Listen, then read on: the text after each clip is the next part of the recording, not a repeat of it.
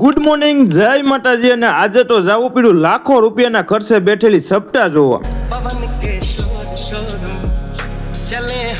Finally આપણે ભોગી ગયા છીએ સપ્તાહમાં. અત્યારે આપણે થોડાક મોડા આવ્યા છે એટલે પબ્લિક ઓછું જોવા મળતું હશે. આ રીતનો ગેટ છે ને જે ફેમિલી સપ્તાહ બેસાડી એનો ફોટો છે અને અંદર તો એલા ઠંડી હવા આવે છે ને આ કંઈક સ્વાગત હાલે છે એટલે ત્યાંથી દોસ્તું હલતી નથી.